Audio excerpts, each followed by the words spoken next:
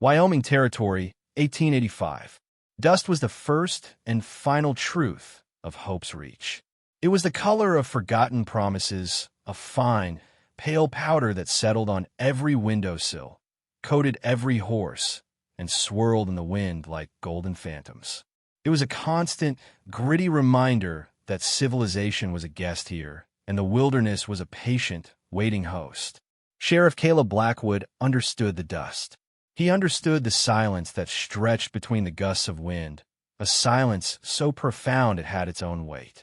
From the window of his office, which was little more than a sturdy wooden box containing a desk, a cot, and a cold iron stove, he watched the town bake under the afternoon sun. The single street lay empty, a pale ribbon between the false-fronted buildings of the general store, the saloon, and the smithy. His world was one of straight lines and hard truths, a life he had built deliberately, brick by painful brick, upon the foundations of loss. He picked up a soft cloth and the star-shaped badge from his desk. The silver was cool against his calloused fingers. Polishing his badge was a ritual, a small, mindless task that anchored him in the present. It kept his thoughts from drifting back to a time of softer hands and warmer smiles, to a small, unmarked grave on a hill just east of town where the wild columbine grew. Sarah. The name was a ghost on his tongue, a memory that still had the power to ache like a poorly set bone. He had learned then, in the suffocating quiet of their small cabin after the fever took her, that love was a vulnerability. Attachment was a crack in the armor, an invitation for fate to strike. A man survived alone. It was the only creed the land respected. His existence was ordered, solitary, and safe. He kept the peace in Hope's Reach, a task that mostly involved settling disputes over stray cattle or calming drifters with too much whiskey in their blood. He was respected, perhaps even feared in a quiet way, but he was not known. He kept a distance between himself and the townsfolk, a polite but unbreachable chasm. They saw the badge, the steady hand on his Colt, the eyes that missed nothing. They did not see the man who sometimes woke in the dead of night, the silence of his small house, screaming louder than any gunshot. He finished polishing the badge until it shone with a cold, impersonal light, a mirror that reflected a distorted, elongated version of his face.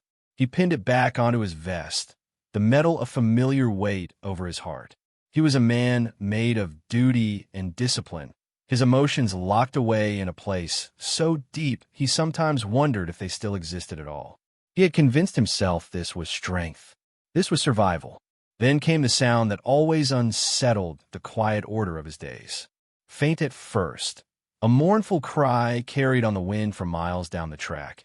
It grew steadily into the shriek of metal on metal. The weekly train. It was the town's lifeline to the east, a steel artery that pumped new goods, new mail, and sometimes new trouble into their isolated world. Caleb felt the familiar, unwelcome tightening in his gut. The train was a disruption, a variable in an equation he had worked so hard to solve. He stood, his chair scraping against the worn floorboards, and walked to the door, his gaze fixed on the plume of black smoke rising against the impossibly blue sky. Something was coming. He could feel it in the air, a subtle shift in the pressure of the day. The locomotive hissed into the station like a great iron beast, its steam billowing out in white clouds that momentarily obscured the sun. The clang of the bell and the screech of the brakes were an assault on the town's customary peace. A few people drifted toward the platform. Martha, the station master's wife, looking for a package from her sister in Cheyenne. Silas, the barkeep, hoping for a fresh supply of rye. A few ranchers waiting on parts for a broken thresher. Caleb remained where he was, a tall, unmoving figure in the doorway of his office, his arms crossed over his chest. He preferred to observe from a distance. The passenger car door opened, and a handful of weary travelers descended onto the wooden platform. A salesman with a worn leather case, a family of homesteaders with wide, frightened eyes, a gambler in a dusty frock coat. They were the usual types, faces he would see for a day or a week before they moved on, swallowed by the vastness of the territory. And then she appeared. She stood framed in the doorway for a moment. a stark contrast to the rough-hewn world she had just entered. Her dress was the color of a summer sky, a fine blue wool that, despite being travel-worn and dusted with the grime of the journey, spoke of tailors in Boston or Philadelphia. A small, matching hat was pinned to a cascade of honey-blonde hair that seemed to capture and hold the harsh afternoon light. She clutched a small reticule in one gloved hand and looked out over the collection of dusty buildings with an expression of weary hope. Caleb watched her descend the steps, her movements graceful but hesitant. She was a delicate thing, a songbird in a land of hawks and eagles. She scanned the small crowd on the platform, her brow furrowed with a gentle anxiety. Her eyes, a startling shade of cornflower blue, searched for a face, a sign, a welcome that was clearly not there. He saw the moment her hope began to curdle into confusion, then into a quiet, dignified panic. She was alone. Mr. Abernathy, the station master, a kindly man with a fringe of white hair, approached her, clipboard in hand. Caleb could not hear their words, but he could read the story in their posture. He saw Abernathy's gentle inquiry, her articulate response, the way she presented a letter from her reticule. He saw the old man read it, his face falling, his shoulders slumping with the weight of the news he had to deliver. He watched as Abernathy spoke again, his expression full of pity. The woman, Elara Vance, listened, her back ramrod straight. The color drained from her face, leaving it as pale as porcelain. Her composure was a fragile shield, and Caleb could see the cracks beginning to form. The man she had come all this way to marry, a rancher named John Harding, had been thrown from a horse and killed a week prior. A simple, brutal frontier tragedy. She had traveled 2,000 miles to become a widow before she had even been a bride. She stood frozen, the letter still clutched in her hand, as the small crowd dispersed, their curiosity satisfied. The world seemed to shrink around her, leaving her isolated on the wooden platform. A sudden, fierce gust of wind tore across the plains, kicking up a storm of dust and grit. It caught her skirts, whipping them around her ankles, and tore the hat from her head. She gave a small, startled cry as it tumbled away. As she stumbled, off balance and disoriented, Caleb moved. He hadn't consciously decided to. His body simply reacted, covering the distance in 3 long strides. He reached her just as her ankle turned on a loose board. His hand shot out, his fingers closing around the soft wool of her upper arm to steady her. The contact was a jolt, a spark of warmth and life that shot through the careful layers of his isolation. For a brief, suspended moment, she was pressed against him, her scent a faint, clean mix of lavender and soap, a fragrance utterly alien to his world of leather, dust, and gun oil. He looked down into her wide, shocked eyes, and for the first time in years, Caleb Blackwood felt something other than the dull ache of memory. He felt a protective instinct so fierce and immediate it staggered him. He was holding a stranger, yet he felt an undeniable, irrational urge to shield her from the wind, the dust, and all the harsh truths of this unforgiving land. She pulled back slowly, her hand rising to her chest as she regained her balance. "Thank you, Sheriff," she murmured, her voice a low, melodic sound that was almost lost in the wind. She had seen the badge on his vest. Her gaze was direct, though shadowed with shock and a profound, bottomless sorrow. "The wind can be treacherous," Caleb said, his own voice sounding rough and unused to his ears. He released her arm, the phantom warmth of her still tingling on his fingertips. He felt an awkward need to fill the silence. "Mr. Abernathy told you about Harding?" She nodded, a single, sharp movement. She swallowed hard, her composure holding by a thread. "Yes, it appears I have arrived. Too late." The words were simple, but they carried the weight of a shattered future. She was stranded, penniless, and utterly alone in a place that could not have been more different from the life she had left behind. Martha Abernathy, a woman whose kindness was as vast as the plains, bustled over, her face a mask of concern. "You poor dear," she clucked, taking Alara's arm. "What a terrible thing. Just terrible. Now, you'll need a place to stay." The boarding house is full up with railroad men. I'm afraid. She looked from Alara's pale face to Caleb's stern one, a sudden idea dawning in her eyes. Sheriff, your house has the spare room. It's clean and safe. I could stay on and see to things. Act as a proper chaperone. Caleb's immediate instinct was to refuse. His house was his sanctuary, the one place where his solitude was absolute.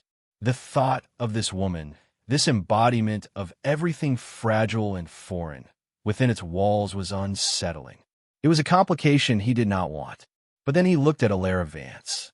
He saw the tremor in her hands, the brave but failing fight to keep her dignity intact. He saw the raw vulnerability in her eyes. The town had no other respectable place for a lone woman. Leaving her to fend for herself was not an option. It went against the code he lived by, a code of duty that ran deeper than his desire for isolation. He gave a curt, reluctant nod. She can stay, he said, the words feeling like stones in his mouth. Until she can make other arrangements. He turned and walked back toward his office, feeling Alara's and Martha's eyes on his back. He had just allowed the world inside his fortress, and he already regretted it. The quiet order of his life had been broken, and he had a sinking feeling it would never be the same. That evening, the silence in Caleb's house was different. It was not the empty, familiar silence of solitude, but a tense, occupied silence, humming with the presence of another person. Martha had prepared a simple meal of stew and cornbread before bustling back to her own home, leaving Caleb and Alara alone at the small wooden table. The flickering lamplight cast long, dancing shadows on the walls, making the small room feel both intimate and vast. Caleb ate methodically, his gaze fixed on his plate. He was acutely aware of her across from him, the soft rustle of her dress, the quiet clink of her fork against her plate, the way she held herself with an innate poise that seemed unshaken by her circumstances. He felt like a bear trapped in a cage with a canary, clumsy and out of his element. "The stew is very good, Sheriff," Alara said, her voice breaking the quiet. "Thank you for your hospitality. I do not know what I would have done otherwise. It's just a roof," he replied, not looking up. Martha cooked the meal. He wanted to discourage conversation, to retreat back into the safety of his silence. But she would not allow it. "It is more than a roof," she insisted gently. "It is a kindness. I have found myself in a position I did not anticipate." She paused, setting her fork down. "In Boston, there are rules for situations like this. There are institutions, family members to call upon. Here, there is only the horizon." Her observation was so precise, so true, that it pierced his reserve. He finally looked at her. In the soft lamplight, he could see the faint smudges of exhaustion beneath her eyes, but also a glimmer of unyielding intelligence. She was not simply lamenting her fate. She was analyzing it. "Why did you come?" he asked, the question blunter than he intended. "To marry a man you'd never met?" He expected her to be offended, but she met his gaze without flinching. "My father passed away last winter," she explained, her voice steady. "His shipping business had failed, leaving me with significant debts and no family to speak of. My options were to become a governess to a cruel woman or a companion to an aging, bitter aunt. Marrying Mr. Harding seemed like a chance for a new beginning, a life of my own making." She gave a small, sad smile. It seems I miscalculated. Her honesty disarmed him. He had expected a tale of romantic folly, not a pragmatic decision born of desperation. He saw a flicker of his own hard-nosed survivalism in her choice, and it resonated with him. She turned the question back on him, her blue eyes curious. "And you, Sheriff? Did you come here for a new beginning as well?" His walls went up instantly. "I came here because it needed a sheriff, but you were someone before that," she pressed, her tone soft but persistent. "No one is born a sheriff in a place called Hope's Reach." The silence stretched, thick and heavy. He thought of Sarah, of the small farm they had tried to build in Kansas before the drought, and the fever had taken everything. He thought of the man he used to be, a man who believed in hope and hard work and the promise of a shared future. That man was a stranger to him now. He looked into the heart of the lamp's flame, the fire a tiny, captured star. "This land takes things," he said, the words tasting of ash. "It takes crops, it takes cattle, and it takes people. You learn not to give it too many things to take." It was as close to a confession as he had come in years. He was not just talking about the land. He was talking about his heart. He felt a profound vulnerability, a sense of having revealed too much. He expected pity, or perhaps discomfort. Instead, he saw understanding in her eyes. "It takes," she agreed softly, "but perhaps it gives, too. Space. A sky so large it feels like a second chance. The quiet to hear your own thoughts." She looked around the simple, sparse room. "It seems you have embraced the quiet, Sheriff." He could only nod, a tight, constricted movement in his throat. He was beginning to realize his mistake. He had let her into his house to give her shelter, but in doing so, he had also let her into his solitude. And she was not a passive guest. She was examining it, questioning it, and in doing so, she was making him see the profound, aching loneliness he had tried so hard to label as strength. The following days settled into a strange, unspoken rhythm. Alara, true to her word, did not crumble. She rose early, her quiet movements a new sound in the house. She helped Martha with chores, her hands, though unaccustomed to rough work, proving deft and willing. She mended one of Caleb's shirts with stitches so fine they were nearly invisible. She did not weep or complain. Instead, she observed. She learned the names of the townspeople, the price of flour at the general store, the subtle language of a town that communicated in nods and glances. Caleb watched her, a silent observer in his own home. He had expected a hothouse flower, ill-suited to the harsh climate of the West. He found, instead, a resilient prairie rose, one with thorns he hadn't anticipated. She possessed a core of steel beneath her refined exterior. He saw it in the determined set of her jaw as she scrubbed the front steps. In a focused way, she read the week-old newspaper he brought back from the station, her mind hungry for a connection to the world she'd left. He found himself talking to her more than he had talked to anyone in years. Their conversations were still stilted at first, brief exchanges over meals, but they grew. She asked him about the law and the territory, about the different brands of the local ranches, about the names of the wildflowers that grew in stubborn clumps beside the road. Her curiosity was genuine, and he found himself answering, explaining the world he knew with a clarity he hadn't realized he possessed. In turn, she told him about Boston. She described crowded streets, gaslights glowing in the fog, the scent of the sea, and libraries filled with more books than he could imagine. She spoke of a world of art and music and ideas, a world so far removed from Hope's reach it felt like a different planet. He listened, fascinated, seeing his own rough world through her eyes, and she, in turn, began to see the stark, raw beauty of the frontier through his. A mutual respect was being forged in the quiet spaces of their shared days, a bridge between two worlds being built one careful conversation at a time. He was still the bear and she the canary, but he was learning her song, and she was no longer afraid of his growl. He was beginning to see the woman, not just the predicament, and she was beginning to see the man, not just the badge. The fragile piece of their arrangement was shattered on a Tuesday. Two strangers rode into town. They were not the usual sort of drifter or ranch hand. They wore city clothes, ill-suited for the dust and heat, and their faces were hard and closed. They moved with a predatory stillness that set Caleb's teeth on edge. They tied their horses in front of the saloon and went inside. Caleb was in his office, cleaning his rifle, when Silas, the barkeep, scurried across the street, his apron flapping. "Sheriff," Silas said, his voice low and urgent as he stepped inside. "Two men. In my place. Asking questions." "What kind of questions?" Caleb asked, not stopping the smooth, practiced motion of the cleaning rod. "About a woman," Silas whispered, glancing over his shoulder. "A lady from back east. Arrived on the last train. Described Miss Vance to a T. Asking if she came into any money or if she was carrying anything valuable." Caleb's hand stilled. He placed the rifle down carefully. The quiet life he had cultivated was not just being disrupted. It was being threatened. and the threat was aimed directly at the woman under his roof. "Did you tell them anything?" "Not a thing," Silas swore. "Told them I don't pay much mind to folks' business. But they have a look about them, Caleb." "A hungry look. I'll handle it," Caleb said, his voice flat and cold.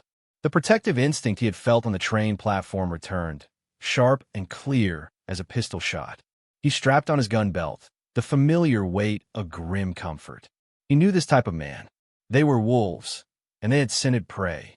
He saw Alara later that afternoon. She had been at the general store, purchasing thread for Martha. The two men stepped out of the saloon shadow and blocked her path. Caleb watched from his window, his hand resting on the butt of his Colt. He saw them speak to her, their postures too close, too intimidating. He saw Alara's chin lift, her back straightening as she refused to be cowed. But he also saw the flicker of fear in her eyes. That was enough. He walked out his office, his boots silent in the thick dust. The sun glinted off his badge. The men looked up as his shadow fell over them. Their confident smirks faltered when they saw his face. "Is there a problem here?" Caleb's voice was quiet, but it carried the chilling authority of a man who was not to be trifled with. One of the men, a burly individual with a scar bisecting his eyebrow, attempted a sneer. "Just having a friendly conversation with the lady, Sheriff. Her conversation with you is over," Caleb stated. He didn't raise his voice. He didn't have to. He looked at Alara. "Go on home, Miss Vance." She hesitated for a second, her gaze flicking between him and the two men, before she gave a small nod and hurried away, clutching her package. Caleb turned his full attention back to the men. "Hope's Reach is a quiet town," he said, his eyes as hard as granite. "We like it that way. Whatever business you think you have here, you're mistaken. I suggest you ride out on the morning train. We ain't leaving till we get what we came for," the second man, a wiry, nervous type, retorted. "You'll get nothing here but trouble," Caleb promised. "Now, get out of the street." He stood his ground, a bulwark of law and order, until they sullenly retreated back into the saloon. He knew it was not over. This was just the first move in a dangerous game. The confrontation escalated 2 days later. Caleb had been called out to the Miller Ranch to deal with a dispute over a water well. He had left strict instructions with Alara and Martha not to leave the house. When he returned at dusk, a cold knot of dread in his stomach, he found Martha on the porch, holding a shotgun, her face pale but resolute. "They came to the house," she said, her voice shaking slightly. "Tried the back door. Said they were looking for the sheriff. I told them you weren't here and they should leave. When they didn't, I showed them this." She patted the stock of the shotgun. "They left in a hurry." Caleb's blood ran cold. They had been bold enough to come to his home. He stormed inside. Alara was sitting at the table, her hands clasped tightly in her lap. She looked up at him, her eyes wide with a fear she was trying desperately to conceal. "Are you all right?" he demanded, his voice harsher than he meant it to be. "I am fine," she said, though her voice was barely a whisper. "Martha was wonderful. This has to stop," he said, pacing the small room like a caged animal. "Who are they? What do they want from you?" She finally broke, the story tumbling out in a rush. "They work for a man named Mr. Redding. He was my father's business partner. When my father's company collapsed, Mr. Redding claimed my father had cheated him. He believes my father hid something valuable among my belongings, a deed to some timberland in Oregon. He is a ruthless man. I thought by coming west, I would be free of him. Is the deed in your luggage?" Caleb asked, stopping in front of her. "No," she insisted, her eyes flashing. "My father was an honorable man. He would not steal. There is no deed. They are chasing a ghost." Caleb believed her. But it didn't matter.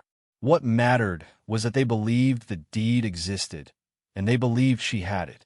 Her presence in Hope's Reach had brought a danger that the town, and specifically he, was not equipped to handle. His carefully constructed world of peace was crumbling. The inevitable climax arrived the next day. Alara, against his wishes but desperate for a moment of fresh air, had walked a short way down the path toward the creek to gather wildflowers. It was a small act of defiance, a quiet insistence on her own freedom. It was nearly her last.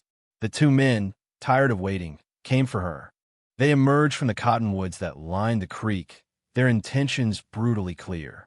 Caleb was in the barn, checking on his horse, when he heard the scream. It was not a loud sound, more of a strangled cry of terror, but it sliced through the air and straight into his heart. He moved without thinking, his body a blur of motion. He grabbed the rifle he kept by the barn door and ran toward the creek. He saw them. The burly man had Alara by the arm, his hand clamped over her mouth. The wiry one was trying to tie her hands with a rope. They were going to take her, to spirit her away and tear the secret of the non-existent deed from her by any means necessary. A red haze of fury descended over Caleb. This was his greatest fear made real. Someone he cared for, helpless and in the hands of violent men. All the pain of losing Sarah, the powerlessness he had felt then, coalesced into a single, cold point of deadly rage. "Let her go," he called out, his voice ringing with a command that was absolute. He raised the rifle, the sight finding the center of the burly man's chest. They froze, startled. The man holding Alara used her as a shield, pulling her in front of him. "Drop the rifle, Sheriff, or the lady gets hurt." Caleb's mind worked with chilling speed. He saw the wiry man fumbling for his pistol. He saw the fear in Alara's eyes, but also a spark of something else, resolve. In that split second, she did something unexpected. She stomped down, hard, with the heel of her boot on her captor's instep. The man roared in pain, his grip loosening for a fraction of a second. It was all the opening Caleb needed. He didn't fire the rifle. Instead, he dropped it and drew his Colt in a single, fluid motion. The pistol bucked in his hand, the shot deafening in the quiet afternoon. The wiry man cried out, clutching his shoulder as his own gun clattered to the ground. Caleb was already moving, closing the distance as the burly man shoved Alara away and drew his own weapon. He lunged, not at the man, but at Alara, tackling her to the ground and rolling, his body covering hers as a second shot whistled over their heads. He came up on one knee, his Colt steady, and fired again. The burly man staggered back, a look of shocked disbelief on his face, before collapsing into the tall grass. Silence descended, broken only by the groans of the wounded man and Alara's ragged breaths beneath him. Caleb pushed himself up, his heart pounding against his ribs. He stood over her, his pistol still aimed at the fallen man, his body a living shield. He helped her to her feet, his hands gentle but trembling slightly. "Are you hurt?" he asked, his eyes scanning her for any sign of injury. "No," she breathed, her eyes wide and fixed on his face. You saved me," he had. He had faced down death to protect her, and in that violent, terrible moment, a devastating truth became clear to him. He had failed to keep his distance. He had allowed himself to care, and the terror that came with that realization was colder and more profound than the fear of any bullet. He had let her into his life, and in doing so, he had almost gotten her killed. The aftermath of the rescue was a cold, grim affair. Caleb bound the wounded man's shoulder and locked both thugs in the town's single jail cell. The other was dead. A quiet inquest would be held, but in the territory, self-defense was a clear-cut matter. The physical threat was neutralized, locked behind iron bars. But for Caleb, the greater danger, the emotional one, was now terrifyingly real. That night, the house was suffocatingly quiet. The violence by the creek had shattered the comfortable domesticity they had built. Caleb sat in his chair, staring into the cold, dark fireplace, the weight of what had happened pressing down on him. He could still see the fear in Alara's eyes, still feel the phantom kick of the Colt in his hand. He had saved her, but the memory of her vulnerability, of how close he had come to losing her, was a fresh and bleeding wound. His old trauma, the loss of Sarah, rose up like a specter. He had been helpless then, watching as the fever stole her away. He had sworn never to feel that kind of powerlessness again. He had built his entire life around that promise to himself. Solitude was his shield, his armor. But Alara Vance had slipped past his defenses. He cared for her. The depth of that feeling, laid bare by the afternoon's violence, terrified him. Loving her meant he could lose her, and that was a pain he did not believe he could survive a second time.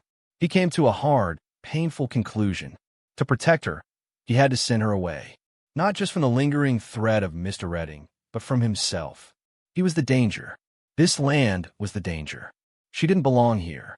She was a light in his dark world, and he knew, with a certainty that felt like a physical sickness, that his world would eventually extinguish her.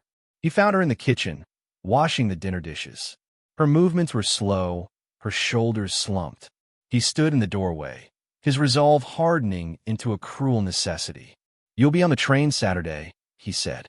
The words were flat, devoid of emotion. He had to be cold. He had to be distant. It was the only way to make the separation clean. She turned from the sink, her hands dripping water onto the floor. Her face was pale, her eyes searching his for an explanation. "What are you talking about?" "I'm sending you back east," he stated, his voice a low, rough thing. "Back to Boston. I'll give you the money for the ticket. It's not safe for you here." Her expression shifted from confusion to disbelief, and then to a deep, profound hurt. "Not safe? Caleb, you took care of them. The danger is over. The danger is this place," he countered, his voice rising slightly. He took a step into the room. "It's this whole territory. It's a land of dust and death and hardship. You don't belong here, Alara. You're a lady. You belong where there are libraries and gaslights, not saloons and gunfights." Every word was a betrayal of what had grown between them, and every word was a stone he laid on the wall he was rebuilding around his heart. He was pushing her away, deliberately and cruelly, for what he believed was her own good. Tears welled in her eyes, but she did not let them fall. Her chin lifted, and the resilience he had come to admire so much flared to life. "You think I'm weak," she said, her voice trembling with a quiet fury. "After everything, you still see me as some delicate flower that will wilt in the sun. You think I cannot survive here. I think I don't want to watch you try and fail," he said, the words tasting like poison. It was a lie. He was afraid he would watch her succeed, and that she would root herself so deeply in his life that losing her would destroy him. "So you're making the choice for me," she whispered, the hurt in her voice so raw it was like a physical blow. "You've decided that I am not strong enough, not brave enough. You are dismissing me." She took a step toward him, her eyes blazing. "Is it that you truly believe I do not belong here, Sheriff? Or is it that you simply do not want me here?" He couldn't answer. He couldn't tell her the truth, that he wanted her there so much it scared him to death. He couldn't admit that he was a coward, hiding behind his duty to mask his fear. So he said nothing. He let his silence be her answer. A single tear finally escaped and traced a path down her cheek. She didn't wipe it away. "I see," she said, her voice suddenly devoid of all its warmth, as cold and empty as the plains in winter. "Very well, Sheriff. If that is your wish, I will be on the Saturday train." She turned her back on him and returned to the dishes, her movements stiff and mechanical. The conversation was over. He had succeeded. He had driven her away. And in doing so, he had plunged his own world back into a darkness far deeper than the one he had known before she arrived. The next 2 days were an exercise in misery. A thick, unbreachable wall of silence stood between them. They moved around each other in the small house like ghosts, the air charged with unspoken words and painful regrets. Caleb could feel her sorrow like a physical presence, a constant, dull ache in his chest. He told himself it was for the best, that her heartbreak now was better than her death later. But the hollow justification did nothing to ease the profound sense of loss that was already consuming him. The night before her departure was dark and moonless, with a storm brewing on the horizon. The wind moaned around the corners of the house, a mournful, lonely sound. Caleb sat in his office, staring at the paperwork on his desk, unable to focus. He was orchestrating his own private hell, and he felt powerless to stop it. A sudden, frantic barking from the dog at the livery stable broke the quiet. Caleb tensed, his senses instantly on high alert. It was followed by an unnatural orange glow flickering against the dark sky. Fire. He shot to his feet and ran outside. The old hay barn at the edge of town was ablaze, flames leaping hungrily into the night. It was a diversion. He knew it in his bones. As the town bell began to clang and men shouted, running toward the fire with buckets. Caleb turned and sprinted back toward his house. His instinct screamed that the real threat was not at the barn. He was right. As he reached his own porch, a figure emerged from the shadows, swinging a heavy piece of wood. Caleb dodged just in time, the makeshift club splintering the porch railing where his head had been. A third man. Redding must have sent another wolf to join the pack, one who had broken the other two out of the flimsy jail. He drew his Colt as two more figures burst from the side of the house, their faces grim in the flickering firelight from across town. The two thugs from the creek. They had him cornered 3-1. "We're not leaving without that deed, Sheriff," the burly one snarled, a fresh bandage on his head. The front door creaked open behind Caleb. Alara stood there, her face a pale oval in the darkness. "Get back inside," Caleb yelled, shoving her back and kicking the door shut just as a shot rang out, the bullet thudding into the wood. He was trapped on the porch. The fight was a chaotic blur of motion and sound. He fired, driving them back into the shadows, using the porch post for cover. They returned fire, the shots splintering the wood around him. He was pinned down, unable to risk a move. They were waiting for him to run out of bullets. Inside, Alara was not cowering. Her fear was a cold, sharp thing, but her anger was hotter. Caleb was out there, alone, fighting for her. Her mind raced. She would not be a helpless victim. She looked around the dimly lit room, her eyes landing on the old Spencer rifle mounted above the fireplace. It was heavy, and she barely knew how to use it, but it was a weapon. She pulled a heavy chair down to climb up and wrestle the rifle from its hooks. It was heavier than she'd imagined, smelling of oil and old iron. She fumbled with the loading mechanism, her hands shaking, but her resolve was firm. She remembered seeing Caleb load it once. She managed to chamber a round. Then, an idea struck her. She didn't have to hit them. She just had to create a distraction. Her eyes fell on the tall, heavy oak bookshelf that stood against the far wall. With a surge of adrenaline, she put her shoulder to it and heaved. It swayed, groaning in protest. She pushed again with all her might. The bookshelf tipped and crashed to the floor with a sound like thunder, taking books, a lamp, and a vase with it. The tremendous noise from inside the house startled the men outside. For a critical second, their attention was diverted.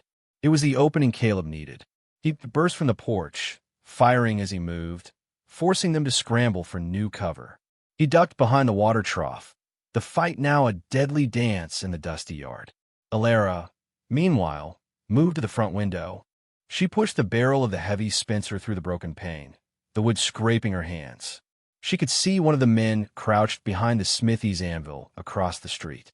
She rested the rifle on the windowsill to steady it, took a breath, and pulled the trigger. The kick was brutal, slamming the stock into her shoulder and knocking her backward onto the floor. The shot went wide, but it was close enough. The bullet ricocheted off the anvil with a high-pitched scream of metal, showering the thug with sparks. He yelped and scrambled away, his nerve broken. The fight was turning, but the burly man, the leader, was enraged. He saw Alara in the window and charged toward the house, his pistol raised. Caleb saw it happen. He saw the man's intent, and a pure, primal terror seized him. He fired his last shot, but it missed. He was defenseless. He launched himself at the man, a guttural roar tearing from his throat. They crashed to the ground in a tangle of limbs, rolling in the dust. Caleb fought with a savage desperation, his fists his only weapons. He was fighting not just for his life, but for hers. He managed to get the upper hand, his hands closing around the man's throat when the third thug appeared, raising his pistol to shoot Caleb in the back. But before he could fire, a shadow fell over him. It was Silas from the saloon and several other townsmen, armed with shotguns and rifles, drawn by the sounds of the gunfight. The threat was over. The battle was won.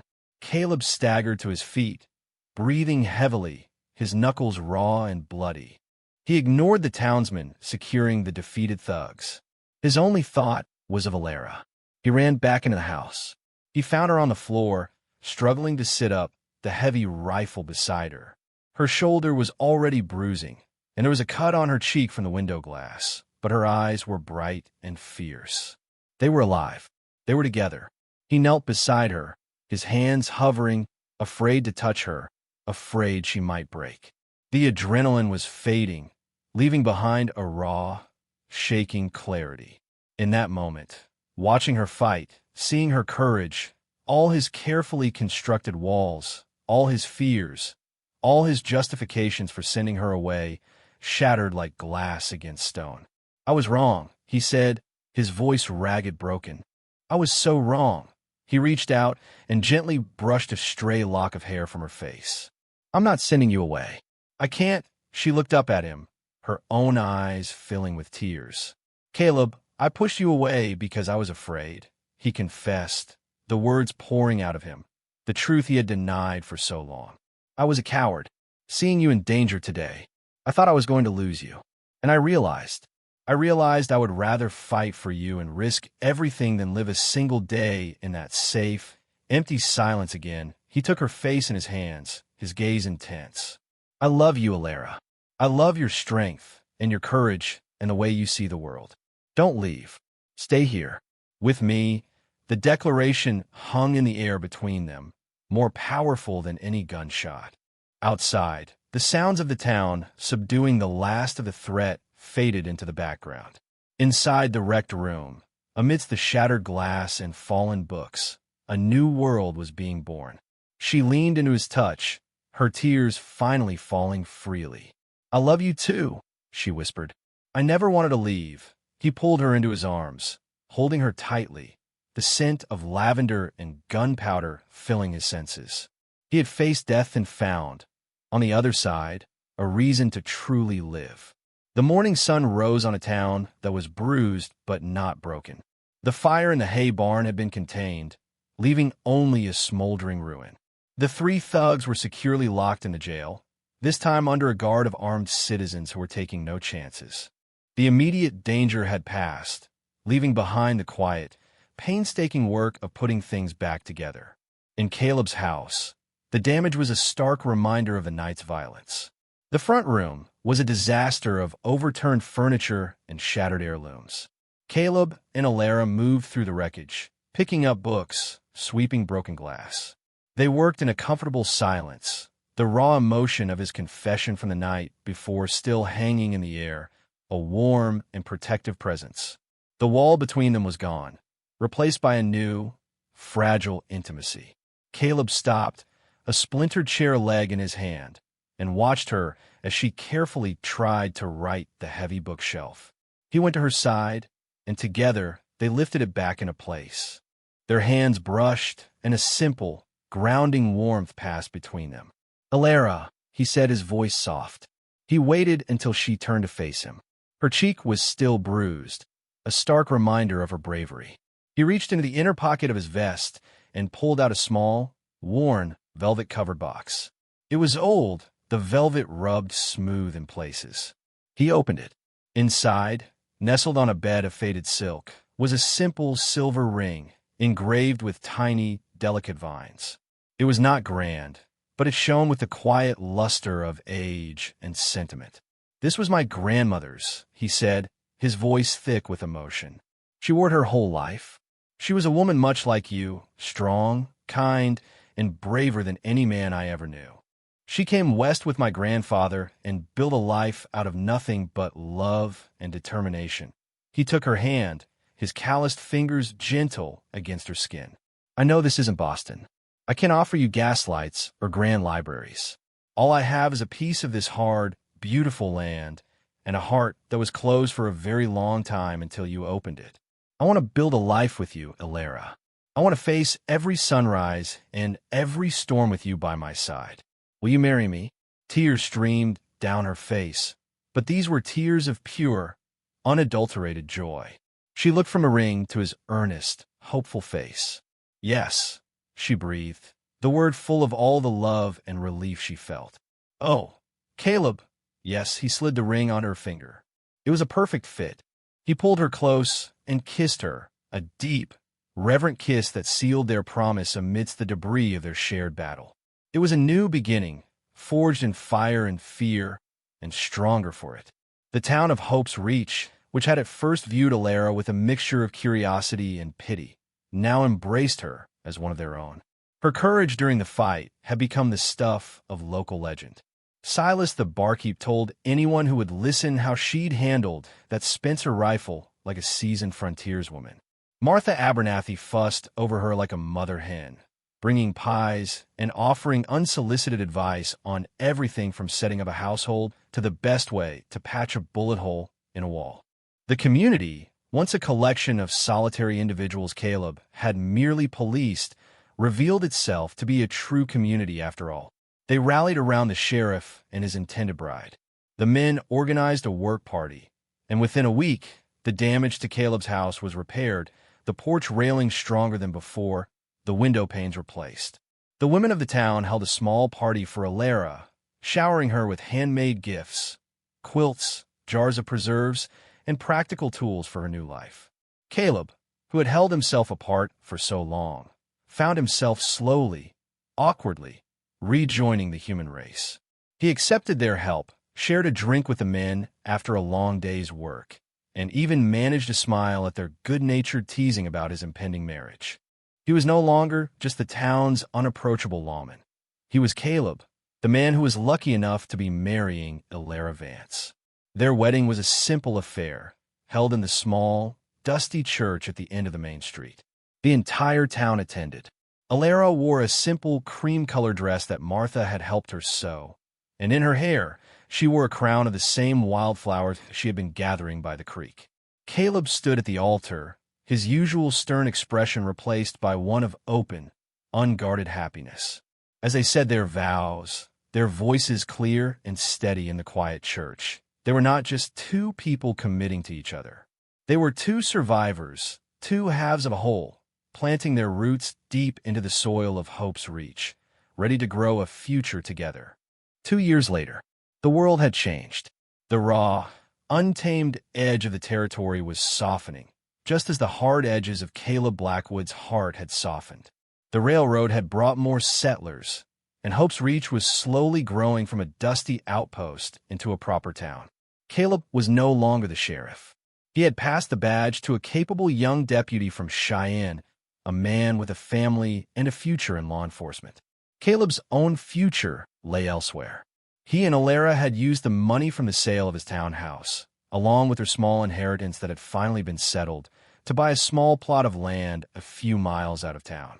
It was a beautiful piece of country, with a creek that ran clear and cold, and a wide-open view of the mountains that turned purple at sunset. Their ranch was small but thriving. Caleb had a natural talent for raising horses, and his stock was already gaining a reputation for being strong and steady. The house was a simple but sturdy log structure they had built themselves with the help of their neighbors. It was a home filled with light and laughter, a stark contrast to the silent, shadowed house he had once inhabited alone. Alara's touch was everywhere. In the cheerful curtains on the windows, the pot of herbs growing on the windowsill, and the neat rows of lavender bushes she had planted along the path to the front porch, their scent perfuming the air. A small boy with Caleb's serious dark hair and Alara's brilliant blue eyes toddled in the yard, chasing a butterfly with clumsy determination. His name was Samuel, after Alara's father. He was a child of the frontier, sturdy and curious, his laughter a constant, joyful sound that echoed across the open space. Alara stood on the porch, watching her son, a gentle hand resting on the swell of her belly. She was pregnant with their second child, a daughter they had already decided to name Sarah. It was Alara's idea, a way to honor the past without being haunted by it, a way to weave all the threads of their lives, both joyful and sad, into the fabric of their new family. Caleb came up the porch steps behind her, his boots making a soft, familiar sound on the wood. He was broader now, his shoulders thickened by the hard work of the ranch. The harsh, guarded look in his eyes was gone, replaced by a deep, settled contentment. He wrapped his arms around her waist, pulling her back against his chest and resting his chin on her shoulder. Together, they watched their son finally catch up to the butterfly, his small hands clapping in delight as it fluttered away. The sun was beginning to set, painting the vast Wyoming sky in brilliant strokes of orange, pink and gold. The air was cool and clean, carrying the scent of pine from the mountains and lavender from her garden. It was a perfect, peaceful moment. I used to think solitude was strength, Caleb murmured, his voice a low rumble against her ear. I thought a man was strongest when he needed no one. Ilara turned in his arms to face him, her hands coming up to cup his jaw. She looked into his eyes that now held a universe of love for her and their family. The memory of the lonely, wounded man he had been seemed like a lifetime ago. "You were wrong," she said softly, her smile radiant. She leaned up and kissed him, a kiss full of the quiet confidence of shared life and a deep, abiding love. "This," she whispered, her hand moving from his cheek to rest over his on her rounded belly, a gesture that encompassed their son in the yard, the child she carried, the home they had built, and the man standing before her. "This is strength."